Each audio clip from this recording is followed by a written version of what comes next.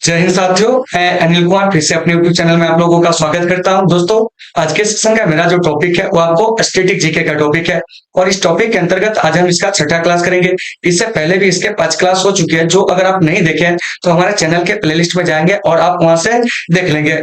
तो देखिए, ये जो स्टैटिक जीके का जो प्रश्न है वह कहीं ना कहीं किसी न किसी एग्जाम का पूछा गया प्रश्न है, जो आपके आने वाले जो एग्जाम होंगे, ठीक है ना, उस एग्जाम में आपको यह महत्वपूर्ण भूमिका निभाएंगे, ठीक है ना। तो देखिए, आने वाले बहुत सारे एग्जाम है, जैसे आपको बिहार पुलिस का जो है आपको एग्जाम होने वाले, इसके अलावा आपको बिहार दरोगा हो गया, बीपीएससी टीचर हो गया, इसके अलावा एसएससी के कई सारे जो है आपको एग्जाम होने वाले हैं। इसके अलावा डिफेंस के जो भी एग्जाम होते हैं वहां पर आपको ये स्टैटिक जीके का जो प्रश्न होता है काफी ज्यादा महत्वपूर्ण भूमिका निभाते हैं। तो चलिए साथियों, आज के सेशन को शुरू करते हैं। तो देखिए, आज के सेशन का ये जो पहला प्रश्न है वो आपको दिख रहे होंगे। क्या कह रहा है कि भारतीय संविधान का, ठीक है ना, क्या कह रहा है कि भारतीय संविधान का, ठीक है ना, अनुच्छेद जो सार्वजनिक रोजगार में सभी लोगों को समान अवसर देता है। मतलब आप यह सीधा समझ जाइए, कह रहा है कि कौन सा अनुच्छेद है जो लोक नियोजन में क्या है कि आपको समान अवसर देता है, यह आपसे पूछा जा रहा है, ठीक है ना।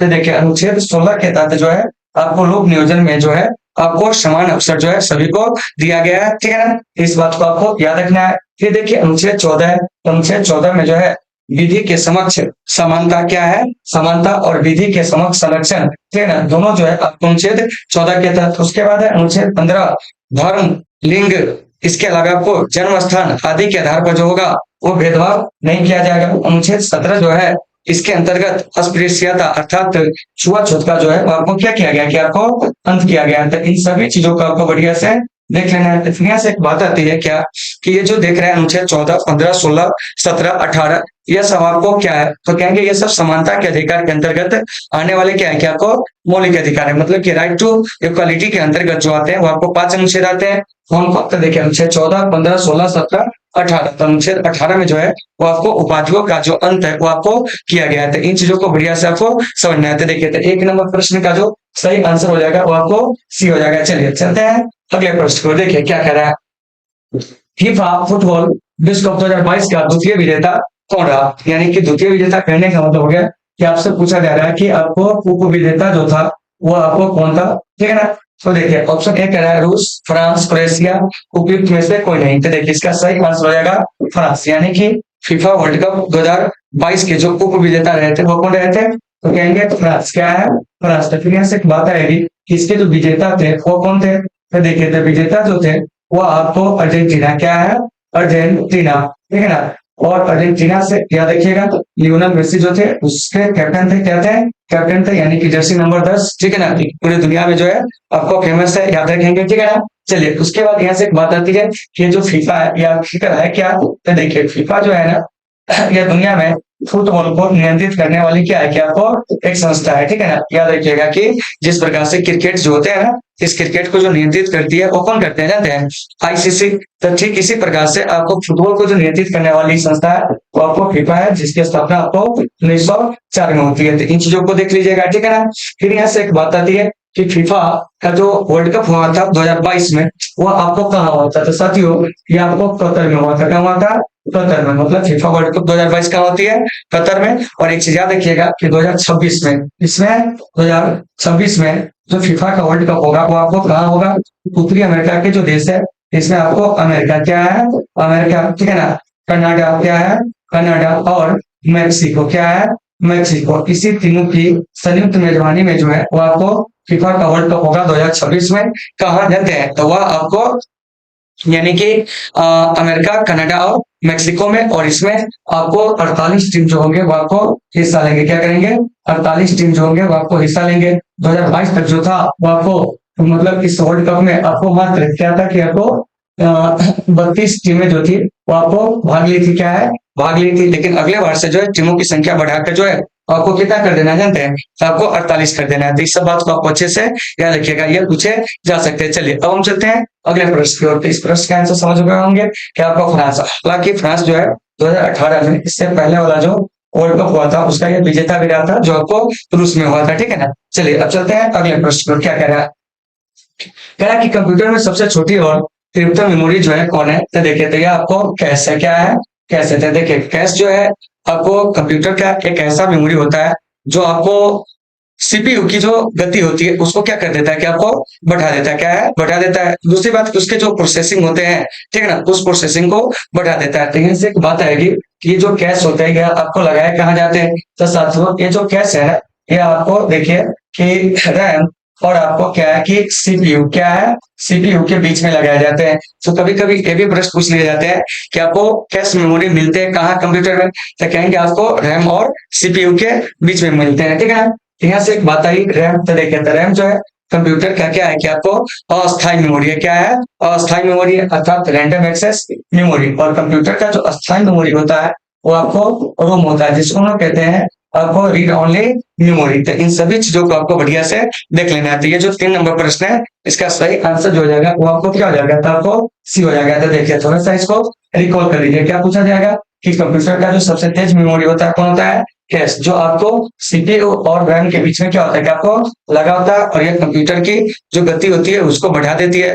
जो सीपीयू का प्रोसेसिंग जो होता है उसको वो तेज कर देता है, क्या कर देता है, तेज कर देता है। तो सीपीयू का मतलब होता है सेंट्रल प्रोसेसिंग यूनिट। तो इन सभी चीजों को आपको बढ़िया से देखना है, ठीक है ना। इनका सही आंसर क्या हो जाएगा, तो वो आपको यानी कि सी हो जाएगा, क्या हो जाएगा सी। चलिए अब चलते हैं अगले प्रश्न को। देखिए अगला प्रश्न क्या कह रहा है, भारत की पहली बुलेट ट्रेन डॉट डॉट के बीच दौड़ेगी। तो देखिए तो भारत की पहली बुलेट ट्रेन जो है वो आपको अहमदाबाद से मुंबई के बीच जो है वो आपको 508 किलोमीटर के रूट पर क्या होगी, क्या आपको दौड़ेगी। तो ये जो आपको अहमदाबाद और मुंबई से बीच, मतलब अहमदाबाद और मुंबई के बीच में जो बुलेट ट्रेन चलाने का जो प्रस्ताव आया था, ठीक है ना, वो आपको 2017 में, क्या है 2017 में। यानी कहने का मतलब ये हुआ कि आपको अहमदाबाद और मुंबई के बीच में जो ये बुलेट ट्रेन प्रोजेक्ट कार्यक्रम है इसकी शुरुआत हो जाती है 2017 में, क्या है 2017 में। 2022 तक इसको पूरा हो जाना था, लेकिन अभी तक यह कार्य जो है पूरा नहीं हुई है। तो ये जो देख रहे हैं कि भारत की बुलेट ट्रेन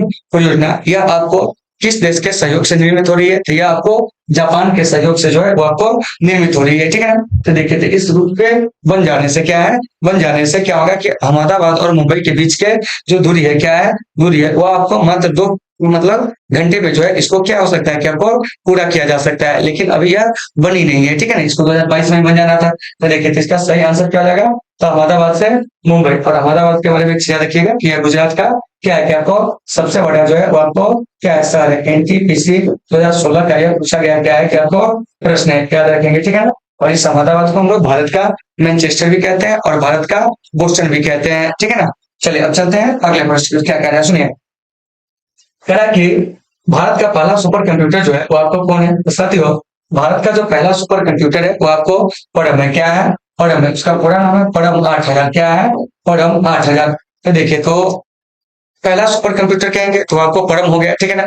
तो इस परम कंप्यूटर को किस वर्ष विकसित किया गया था, के लिए तो पूछा जाएगा। तो साथियों परम कंप्यूटर को 1991 ईस्वी में क्या किया गया था कि आपको विकसित किया गया था। तो फिर यहाँ से एक प्रश्न और भी आ सकते हैं। देखिए अक्सर ये प्रश्न पूछे जाते हैं कि भारत में सुपर कंप्यूटर का जो पिता है वह किन्हें कहा जाता है। तो देखिए तो भारत में सुपर कंप्यूटर का जो पिता है साथियों वो आपको विजय भटकर को कहा जाता है। किसको कहा जाता है, विजय भटकर को। इन सभी चीजों को आपको अच्छे से याद रखना है। तो आपके एग्जाम में अगर प्रश्न है कि बताइए कि भारत में जो सुपर कंप्यूटर का पिता किन्हें कहा जाता है, तो क्या कहिएगा, विजय भटकर साहब को। और पहला सुपर कंप्यूटर कब बनकर तैयार हुआ था भारत का, 1991 में। वैसे अगर हम बात करते हैं दुनिया में पहला सुपर कंप्यूटर कब बना था, तो वो आपको 1975 में, लेकिन वो नहीं ज्यादातर पूछे जाते आपसे भारत वाला जो होते हैं, खासकर अधिक जो होते हैं पूछे जाते हैं। तो इसे आप देख लीजिएगा। तो 5 का सही आंसर जो हो जाएगा वो आपको सी हो जाएगा। चलिए चलते हैं 6 नंबर प्रश्न को। देखिए क्या कह रहा है कि आपको परिपक्व हड़प्पा सभ्यता यथा सिंधु घाटी सभ्यता के अधिकतर स्थल डॉटेड के आद्र तल के साथ पाए जाते थे। ये हो जाएगा आपको घघरिया, इसी को कहते हैं सरस्वती। क्या कहते हैं, सरस्वती। तो देखिए तो सिंधु घाटी सभ्यता का जो प्रारंभिक स्थल था वो आपको सिंधु नदी के किनारे क्या हुआ था कि आपको मिला था, क्या है मिला था।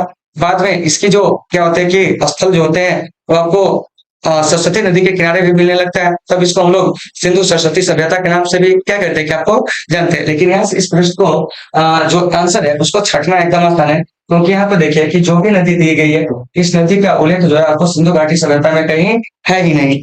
तो इसका सही आंसर हो जाएगा वो क्या हो जाएगा, तो आपको सी हो जाएगा। तो यहाँ से बात आती है कि जो सिंधु घाटी सभ्यता है इसकी खोज कब हुई थी, ये आपको 21 ईस्वी में, और इसके जो खोज किए थे कौन जाते हैं, तो वो आपको दयाराम साहनी ने। और ये जो हड़प्पा सभ्यता है, ये कैसी सभ्यता थी, तो आपको एक नगरीय सभ्यता थी। और ये जो हड़प्पा सभ्यता है साथियों, ठीक है ना, यह तो हो गई आपको एक नगरीय सभ्यता। तो यह अपने नगर नियोजन के लिए क्या है कि आपको काफी ज्यादा प्रसिद्ध था। तो छह का जो सही आंसर हो जाएगा वो आपको सी हो जाएगा। चलिए अब चलते हैं अगले प्रश्न पर। देखिए क्या कह रहा है कि आधुनिक कंप्यूटर कीबोर्ड में सामान्यतः कितनी कुंजियां होती है। तो देखिए, तो ये जो आधुनिक कंप्यूटर कीबोर्ड होते हैं उसमें सामान्यतः 104 कुंजी होती है। लेकिन ये हम बात कर रहे हैं इंग्लिश की। किसकी बात कर रहे हैं, इंग्लिश की, ठीक है ना। तो याद रखिएगा कि जो आधुनिक कंप्यूटर कीबोर्ड है उसमें सामान्यतः 104 कुंजी होती है। और वो भी 104 कुंजी कैसे, तो आपको यह इंग्लिश वाले जो आपको फॉर्मेट है हम उसकी बात करेंगे, ठीक है ना।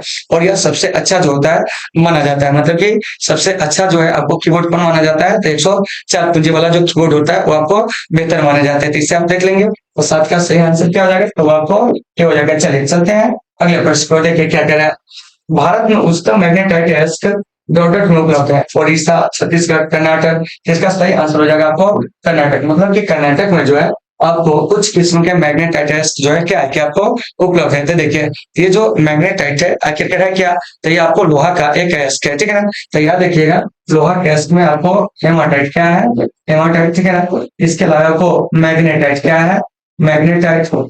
फिर आपको लिमोनाइट क्या है, लिमोनाइट क्या है, लिमोनाइट। तो याद रखिएगा साथियों ये है। तो लौ अयस्क के प्रकार है, क्या है, लौ अयस्क, क्या कहेंगे, लौ अयस्क। इसी के लिए क्या है, आपको प्रकार है। तो इन चीजों को आपको बढ़िया से देख लेना है। चलिए अब चलते हैं हम लोग अगले प्रश्न पर। अगला प्रश्न हमारा क्या कह रहा है, इस पर हम लोग चर्चा करते हैं। देखिए कह रहा है कि सूचना का अधिकार अधिनियम, ठीक है ना, कि आपको किस वर्ष में लागू हुआ था। तो देखिए तो यह आपको 12 अक्टूबर 2005 को संपूर्ण देश में क्या होता है कि लागू होता है। और सूचना के अधिकार अधिनियम का जो जनक कहा जाता है भारत में, ठीक है ना, वो आपको अरुणा राय कहे जाते हैं। कौन कहे जाते हैं, अरुणा राय, ठीक है ना, जो कि एक सामाजिक कार्यकर्ता थे। उन्हीं के प्रयास से आपको आरटीआई जो था वो आपको आया था, मतलब राइट टू इन्फॉर्मेशन, ठीक है ना। तो इस बात को याद रखना है।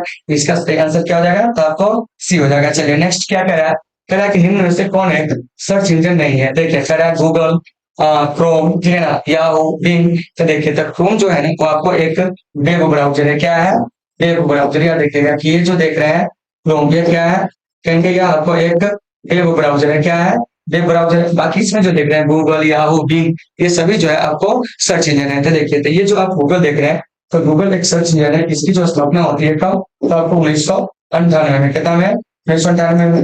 याहू की स्थापना आपको 1995 में। बिंग जो है 2009 में जो होता है आपको लॉन्च किया जाता है माइक्रोसॉफ्ट के द्वारा। किसके द्वारा, माइक्रोसॉफ्ट के द्वारा। लेकिन क्या होता है कि जल्द ही से बाजार से जो होता है आपको वापस लेना पड़ता है, क्योंकि उस समय जो है आपको गूगल जो होते हैं वो आपको कहीं बेहतर जो होते हैं सेवा देने लगते हैं। इस वजह से बिंग को जो होता है हटना पड़ जाता है, ठीक है ना। तो देखिए ये बिंग, याहू, गूगल, ये सभी जो है आपको क्या है, सर्च इंजन है। जबकि क्रोम जो है आपको एक वेब ब्राउजर है। तो इस सभी चीजों को आपको अच्छे से याद रखना है। तो 10 का जो सही आंसर हो जाएगा साथियों वो आपको बी हो जाएगा। चलिए अब चलते हैं अगले प्रश्न को। देखिए क्या कह रहा है, कह रहा है कि प्रथम गुटनिरपेक्ष सम्मेलन कब हुआ था, ठीक है ना, यानी कि कहाँ हुआ था, ये पूछा जा रहा है। बेलग्रेड में, न्यूयॉर्क में, दिल्ली में, बेंगलोर में। इसका सही आंसर हो जाएगा बेलग्रेड। ये जो पहला गुटनिरपेक्ष सम्मेलन है ये आपको हुआ कब था, तो ये आपको 1961 ईस्वी में, जिसमें आपको 25 देश जो थे क्या कहते हैं कि आपको हिस्सा लिए थे। कितने देश हिस्सा लिए थे, 25 देश हिस्सा लिए थे, ठीक है ना। यहाँ से एक बात आती है कि ये जो बेलग्रेड है ये आपको है कहाँ, तो देखिए बेलग्रेड जो है वो आपको यूगोस्लाविया की क्या है, क्या आपको राजधानी है। किसकी राजधानी है, यूगोस्लाविया के। तो इन चीजों को भी आपको बढ़िया से देख लेना है। और गुटनिरपेक्ष आंदोलन के जनक जो कहे जाते हैं भारत में, पंडित नेहरू, ठीक है ना। पंडित नेहरू के अलावा अगर पूछेंगे कि गुटनिरपेक्ष आंदोलन के जनक में हम किन लोगों को रख सकते हैं, Pandit Nehru, doctor Sukarno, colonel Nasser, ठीक है ना। घना के हो जाएंगे आपको एनक्रुमा, क्या है, एनक्रुमा। तो ये लोग ऐसे हैं जिन्होंने गुटनिरपेक्षता की नीति को क्या कहते हैं कि आपको बढ़ावा दिए थे। और इन्हीं देशों का पहला शिखर सम्मेलन 1961 में क्या होता है कि आपको आयोजित होता है बेलग्रेड में, ठीक है ना। तो इस आयोजित सम्मेलन में टोटल 25 देश जो होते हैं आपको क्या कहते हैं कि आपको हिस्सा लेते हैं। तो इन चीजों को बढ़िया से देख लेना है। तो ये जो 11 नंबर प्रश्न है इसका सही आंसर आपको ए हो जाएगा। चलिए चलते हैं नेक्स्ट प्रश्न को। क्या करा है, पानीपत का प्रथम युद्ध डॉक्टर के बीच लड़ा गया, ठीक है ना। तो देखिए साथियों पानीपत का जो पहला युद्ध है वो आपको इब्राहिम लोधी और आपको बाबर के बीच, यानी कि ऑप्शन नंबर सी जो है वो आपको सही हो जाएगा। तो यहाँ से एक बात आएगी कि पानीपत का पहला युद्ध जो है वो आपको कब हुआ था। तो देखिए तो यह आपको 21 अप्रैल, ठीक है ना, 1500 कितना को जानते हैं, तो आपको 26 को, कितना को 21 अप्रैल 1526 को पानीपत का पहला युद्ध होता है वो आपको लड़ा जाता है। तो फिर यहाँ से बात आएगी कि पानीपत का दूसरा युद्ध जो होता है वो आपको कब लड़ा जाता है, ये भी तो पूछा जाएगा। तो देखिए, तो पानीपत का दूसरा युद्ध साथियों 5 नवंबर क्या है, 5 नवंबर 1556 ईस्वी को लड़ा जाता है। तो अकबर और क्या जानते हैं हेमू के बीच में, किसके बीच में, अकबर और हेमू के बीच में। इससे भी आपको याद रखना है। उसके बाद पानीपत का जो तृतीय युद्ध है साथियों वो आपको 14 जनवरी क्या है, 14 जनवरी 1761 को लड़ा जाता है। किसके बीच, तो देखिए मराठों, क्या कहेंगे, मराठों और आपको अफगानों के बीच। किसके बीच, मराठों और अफगानों के बीच। तो थोड़ा सा ध्यान दीजिएगा कि इसमें जीत किसकी होती है। तो देखिए पानीपत के जो आपको तृतीय युद्ध होता है इसमें आपको अफगानों की क्या होती है, क्या आपको जीत होती है। पानीपत के दूसरे युद्ध में अकबर की जीत होती है। पानीपत के पहले युद्ध में जो होता है बाबर की क्या होती है, क्या आपको जीत होती है। तो देखिए, तो यहाँ से जिसके बारे में पूछा जाए आप बता दीजिएगा। और एक चीज खासकर पूछा जाता है पानीपत का युद्ध भूमि क्या है, तो क्या कहेगा जानते हैं, तो आपको हरियाणा में क्या है, हरियाणा में है। तो इस सभी बातों को आपको बढ़िया से देख लेना है। तो ऑप्शन नंबर इसका क्या है, सी हो जाएगा आपको सही आंसर। चलिए, आप लोगों को समझ में आ रही है या नहीं आ रही है, आप लोग कमेंट करके बताओगे, ठीक है ना। क्योंकि देखिए समय को ध्यान में रखते हुए क्या है कि इसको मतलब कि हम लोग क्या करेंगे कि जल्दी से जल्दी जो है खत्म करेंगे, ठीक है ना। और आपको जहां भी दिक्कत होगी आप लोग कमेंट करके जरूर बताइएगा। चलिए नेक्स्ट प्रश्न क्या कह रहा है, इस पर हम लोग बात करते हैं। देखिए, कह रहा है कि 2 बार माउंट एवरेस्ट पर चढ़ने वाली विश्व की प्रथम और सबसे कम आयु की महिला जो है कौन है। तो देखिए, कह रहा है बछेंद्री पाल, संतोष यादव, प्रेमलता अग्रवाल, आरती शाह। तो इसका जो सही आंसर हो जाएगा ना साथियों वो आपको क्या हो जाएगा, संतोष यादव। क्या हो जाएंगे, संतोष यादव। अगर इससे पूछा गया कि माउंट एवरेस्ट पर चढ़ने वाली पहली भारतीय महिला क्या है, प्रथम भारतीय महिला, तो हो जाएंगे आपको कौन जानते हैं,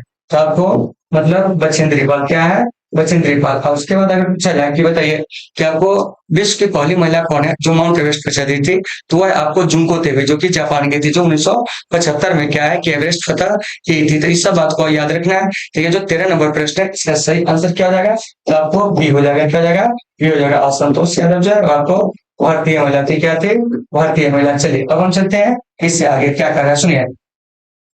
कह कि भारतीय संविधान में हुआ संशोधन जिसने मतदान आयु को 21 वर्ष से क्या कर दिया कि आपको 18 वर्ष घटा कर दिया। तो वह था आपको 61वें संविधान संशोधन। तो आपको पता होगा कि 61वां संविधान संशोधन जो कि आपको 1900 कितना में होता है, 89 में। क्या है, 89 में। और इसी दौरान मत देने की आयु जो होता है 21 से घटा कर कितना कर दिया जाता है, तो आपको 18 कर दिया जाता है। तो ये सारी चीज आपको याद होनी चाहिए, ठीक है ना। तो इसका सही आंसर क्या हो जाएगा, तो आपको मतलब ए हो जाएगा, ठीक है ना। और याद रखिएगा कि भारत में जो राष्ट्रीय मतदाता दिवस होते हैं वो आपको 25 जनवरी को क्या होता है कि आपको मनाया जाता है। कितने को मनाए जाते हैं, 25 जनवरी को भारत में क्या मनाया जाता है, तो कहेंगे आपको राष्ट्रीय मतदाता दिवस। क्या कहेंगे, राष्ट्रीय मतदाता दिवस। क्यों मनाया जाता है, क्योंकि इसी दिन जो होता है भारत में क्या होता है कि चुनाव आयोग का गठन जो होता है वर्ष 1950 में होता है। इसीलिए राष्ट्रीय मतदाता दिवस आपको 25 जनवरी को जो होता है वो आपको मनाया जाता है। चलिए अब चलते हैं अगले प्रश्न पर। अगला प्रश्न हमारा क्या कह रहा है, इस पर चर्चा करते हैं। देखिए, 2003 में यूएसए द्वारा इराक पर फिर एक आक्रमण करने के लिए प्रयुक्त एक कुछ नाम क्या था। मतलब कहने का मतलब हुआ कि जब अमेरिका ने इराक पर अटैक किया 2003 में, तो उसका जो नाम दिया गया वो क्या दिया गया था साथियों, उसका नाम दिया गया था ऑपरेशन इराकी फ्रीडम। तो इस ऑपरेशन इराकी फ्रीडम में क्या था, क्या आपको अमेरिका क्या है, अमेरिका, ठीक है ना। इसके अलावा आपको ब्रिटेन क्या है, ब्रिटेन क्या है, ब्रिटेन, ऑस्ट्रेलिया क्या है, ऑस्ट्रेलिया। इन देशों ने क्या किया, क्या आपको अमेरिका के साथ मिलकर, ठीक है ना। इसके अलावा और भी देश थे,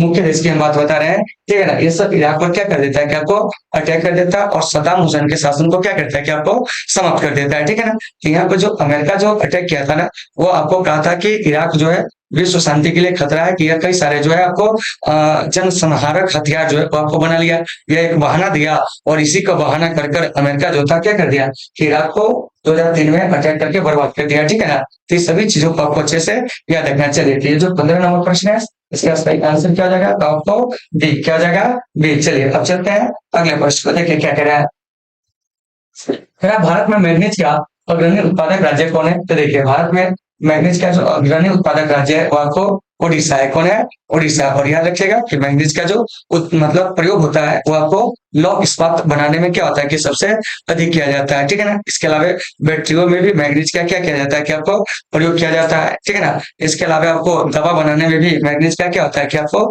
मतलब प्रयोग किया जाता है। तो इस सबको आप लोग देख लीजिएगा, ठीक है ना। ये जो मैग्नीज है वो आपको कैसा खनिज है, तो कहेंगे मैग्नीज जो है वो आपको मतलब धात्विक खनिज है। कैसा खनिज है? धात्विक। तो इस सब चीज को अच्छे से देखते चलना। आगे देखिए क्या कह रहा है। कह रहा है कि सार्क के संबंध में निम्नलिखित में से कौन सा कथन सत्य नहीं है। मतलब सार्क के बारे में आपसे पूछा जा रहा है, ठीक है ना। यही सार्क जिसमें आपको 8 सदस्य देश है, क्या है? 8 सदस्य देश है। आपको किस में जानते हैं? सार्क में। इसी सार्क के बारे में आपसे पूछा जा रहा है कि इनमें से कौन सा कथन सही नहीं है। तो देखिए कह रहा है सार्क सदस्य देशों ने साफ्टा नामक एक संधि पर हस्ताक्षर किया, बिल्कुल सही है, ठीक है ना। साफ्टा यानी कि देखिए साफ क्या यानी south Asian free trade agreement, क्या है?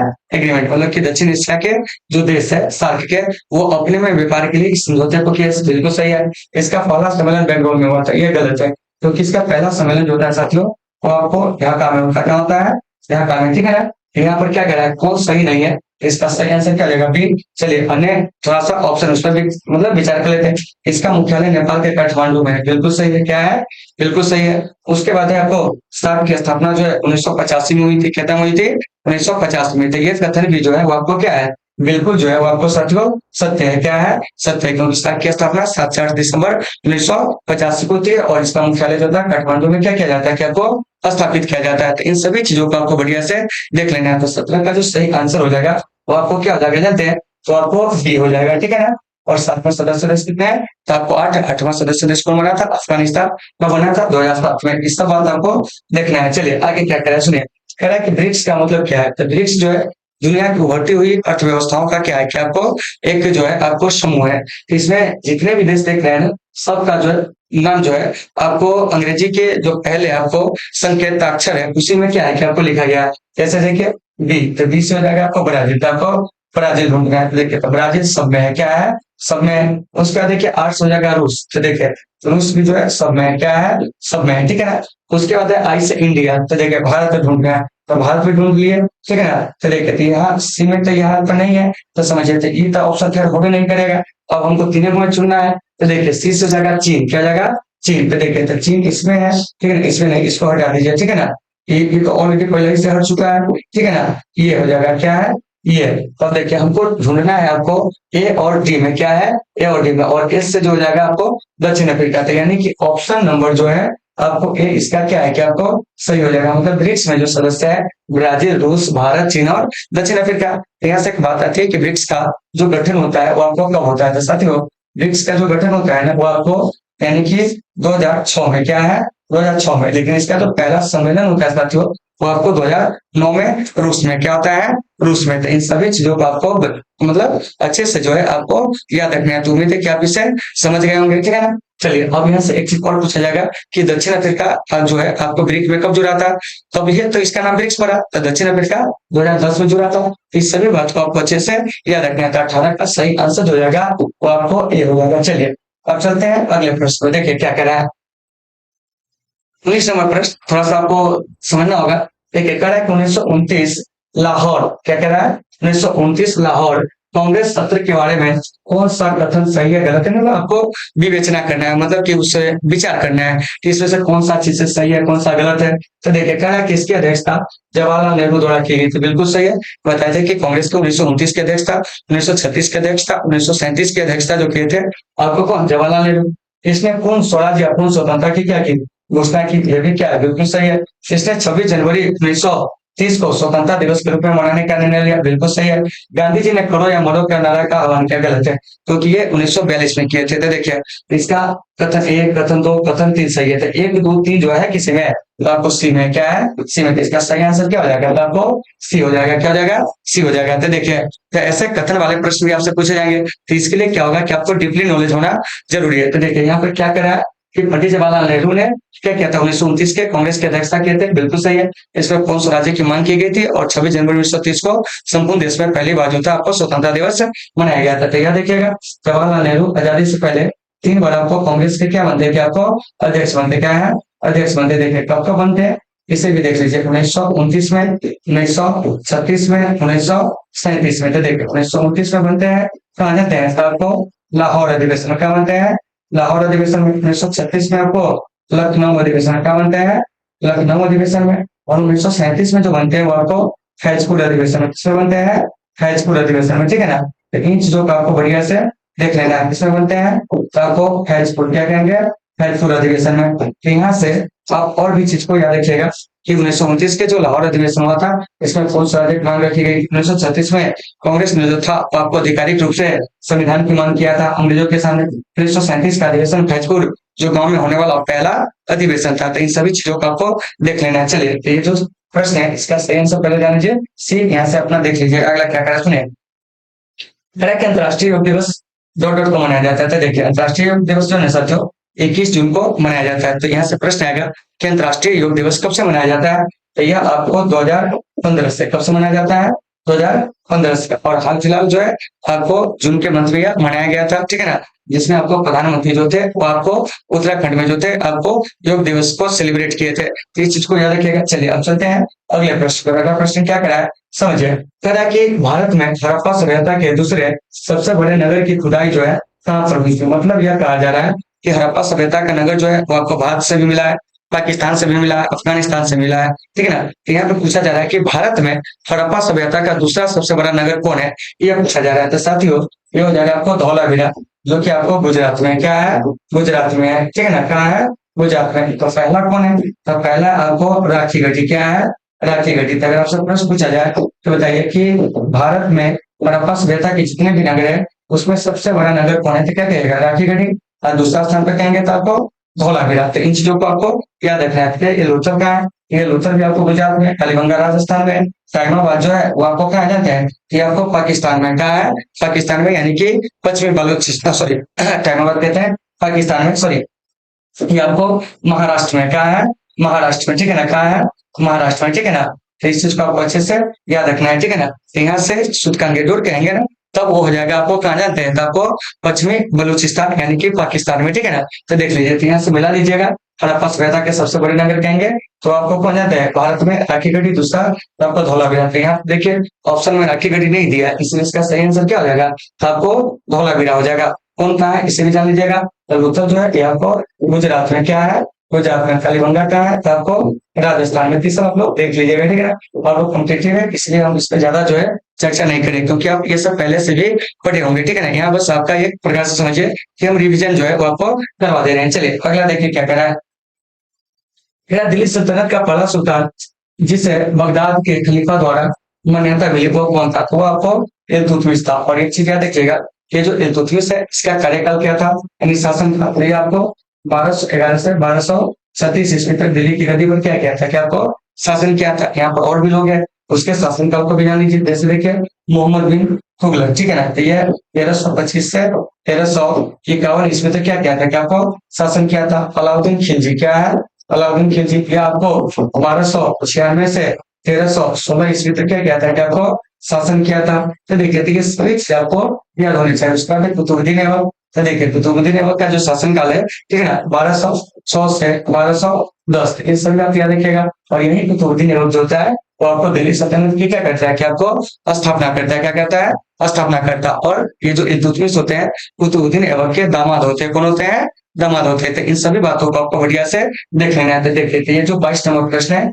इसका सही आंसर जो हो जाएगा वो आपको सी हो जाएगा। चलिए नेक्स्ट प्रश्न क्या कह रहा है, इस पर हम लोग बात करते हैं। देखिए कह रहा है कि गुजरात के सबसे पश्चिमी गांव अरुणाचल प्रदेश के समय अरुणाचल प्रदेश के सबसे पूर्वी छोर पर स्थित जो है आपको क्या जानते हैं, वालांगू के समय में कितने घंटे का अंतराल होगा, ये प्रश्न पूछा जा रहा है। तो देखिए कह रहा है कि गुजरात के सबसे पश्चिमी गांव और अरुणाचल प्रदेश के सबसे पूर्वी छोर पर स्थित वालांगू के समय में कितने घंटे का अंतर होगा। तो वह साथियों आपको 2 घंटे का। क्योंकि आप जानते हैं कि भारत के जो आपको देशांतरीय विस्तार है उसमें आपको 30 डिग्री का अंतर है, ठीक है ना। और आप जानते होंगे 1 डिग्री देशांतर पार करने में जो आपको क्या होता है कि पृथ्वी जो होता है उसको आपको क्या होता है कि आपको 4 मिनट का जो होता है वो आपको समय लगता है। इस प्रकार से 2 घंटा मतलब क्या हो गया, 30 डिग्री देशांतर है। तो 30 डिग्री देशांतर मतलब क्या हो जाएगा, 30 गुने 4, क्या हो गया, 30 गुने 4। तो 30 गुने 4 कर दीजिएगा तो कितना हो जाएगा, देखें 30 गुने 4 यानी 120 मिनट। 120 मिनट बराबर क्या हो जाएगा, 2 घंटा का हो जाएगा, 2 घंटा। यही कारण है कि आपको अरुणाचल प्रदेश में गुजरात की अपेक्षा जो सूर्योदय होता है वो आपको 2 घंटा क्या होता है, क्या आपको पहले होता है, क्या है पहले होता है। तो आपके एग्जाम में ऐसे भी प्रश्न जो से पूछ लिए जाएंगे कि हाँ चलिए बताइए कि अभी जो है गुजरात में जो है आपको 7 बज रही है, तो आपको अरुणाचल प्रदेश में जो समय होगा वो आपको क्या होगा, या इतना डिग्री देशांतर पे समय क्या होगा, तो आप अपना उसे देख लीजिएगा, क्या कीजिएगा, देख लीजिएगा, ठीक है ना। ये सब जो है आपको भूगोल के मौलिक प्रश्न सब होते हैं, ठीक है ना। स्थिति और विस्तार में आप इसे पढ़े होंगे, तो यहाँ पर हम ज्यादा लंबा नहीं पढ़ा रहे हैं। जब हम इसका क्लास लेंगे तो उसमें हम आपको बताएंगे। देखिए अब क्या है, भारत के किस राज्य का समुद्री तट सबसे लंबा है, तो ये हो जाएगा आपको गुजरात का 1663 किलोमीटर। क्या है, 1663 किलोमीटर। और याद रखिएगा कि भारत के टोटल जो 9 राज्य है वो आपको समुद्री तट से क्या है कि आपको सटे हुए, क्या है सटे हुए, जिसमें से देखिए आंध्र प्रदेश है, महाराष्ट्र है, गुजरात है, तमिलनाडु दे दीघा। तो ये जो देख रहे हैं आंध्र प्रदेश, ये दक्षिण भारत में सबसे लंबा समुद्र तट वाला राज्य है। सबसे छोटा समुद्र तट वाला राज्य कहेंगे तो वो आपको कौन हो जाएगा, तो आपको गोवा हो जाएगा। कौन हो जाएगा, गोवा हो जाएगा। तो इन सभी चीज को देख लीजिएगा। तो आंध्र प्रदेश पूर्वी तट पर है, ठीक है ना। इधर तमिलनाडु जो है पूर्वी तट पर है, जबकि महाराष्ट्र और गुजरात जो है पश्चिमी तट पर है। पश्चिमी तट मतलब अरब सागर से लगा हुआ, पूर्वी तट कहेंगे तो बंगाल की खाड़ी से लगा हुआ। चलिए अब चलते हैं अगले प्रश्न पर, लेकिन उससे पहले इसका सही आंसर जान लीजिए। और आपको क्या हो जाएगा, तो आपको गुजरात यानी कि ऑप्शन नंबर सी। चलिए अब चलते हैं नेक्स्ट प्रश्न, क्या कह रहा है सुनिए। कह रहा है कि रक्त कैंसर ल्यूकेमिया को नियंत्रित करने के लिए उपयोग किया जाने वाला रेडियोआइसोटोप कौन है, तो यह आपको पता है कोबाल्ट 60। क्या है, कोबाल्ट 60। तो देखिए, तो ये जो कोबाल्ट 60 देख रहे हैं ना, इसका जो उपयोग होता है वो आपको यानी कि रक्त कैंसर यानी कि ल्यूकेमिया में होता है। जबकि कैंसर का पता लगाने के लिए क्या होता है कि आपको फास्फोरस जो होता है आपको 32, इसका क्या किया जाता है कि आपको प्रयोग किया जाता है। तो यहाँ पर जो भी देख रहे हैं ना, ये सारे के सारे जो है वो किसी न किसी बीमारी को नियंत्रित या उसको पता लगाने में काम आता है। तो आपका प्रश्न करा है रक्त कैंसर को नियंत्रित करने के लिए, तो कहेंगे आपको कोबाल्ट 60 का क्या किया जाता है, प्रयोग किया जाता है। तो ये सब आपका साइंस के कुछ क्वेश्चन है जिसे आप देख लीजिएगा। तो ऑप्शन नंबर जो सी है इसका क्या हो जाएगा साथियों, सही आंसर हो जाएगा। चलो आप लोगों को समझ में आई या नहीं आई आप लोग बताएंगे। देखिए हम थोड़ा सा जो है आपको जो एनालिसिस है वो आपको स्लो करे। एनालिसिस स्लो इसलिए करे क्योंकि बहुत सारे बच्चे का कमेंट आता है कि सर थोड़ा सा धीरे बोलिए, और धीरे बोलने के कारण क्या होता है कि थोड़ा सा समय जो होता है वो आपको ज्यादा लगता है, क्योंकि टू द पॉइंट तो हम पढ़ाते नहीं। इसमें क्या होता है कि आपको जितना क्वेश्चन उठने वाला हो लगभग समय को ध्यान में रखते हुए उतने सारे क्वेश्चन को हम यहाँ पे ला के रख देते हैं, ठीक है ना। इस वजह से समय थोड़ा ज्यादा लगती है। तो साथियों अगर आपको वीडियो अच्छी लगती हो तो आप लोग अपने दोस्तों में भी इसे जरूर शेयर करेंगे। फिर मिलते हैं आपसे अगले क्लास में, जब तक के लिए आप सभी साथियों से सुविधा। Take care all of you.